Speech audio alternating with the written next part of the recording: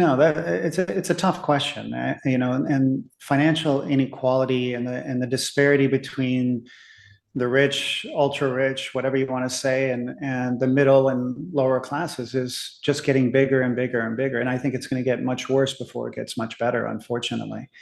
I do think that the government is going to have to find ways to create some type of safety net, potentially. I know that a lot of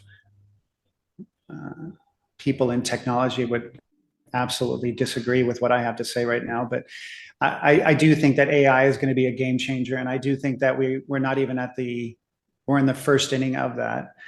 So how does the question I have is that, once again, because there is no certainty to any of this, but the questions I would have are, what would the government be able to do, right? Could they regulate somehow or put restrictions on how much AI or jobs can be replaced?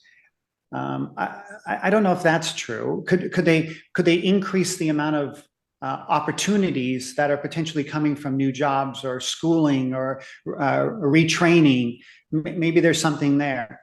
Could we do something like during the New Deal where we did infrastructure and we were able to hire people? And but the flip side of that is that we're sitting on $38 trillion in federal debt. Mm-hmm. And so how much power do they truly have? Listen, we can continue to print for as long as we can print, right? As long as people are willing to buy our bonds, or I know we do that a lot of it internally within the government, but how would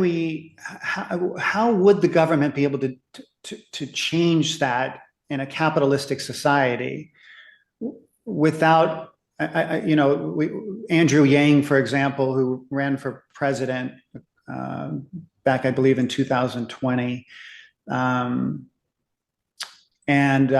He was talking about universal basic income. And is that the way we're going to do it? And we're going to tax the corporations higher on so they can't avoid the taxes. And secondarily to that is that we would tax the rich more, but that still has to be redeployed somehow to the middle and lower class of incomes.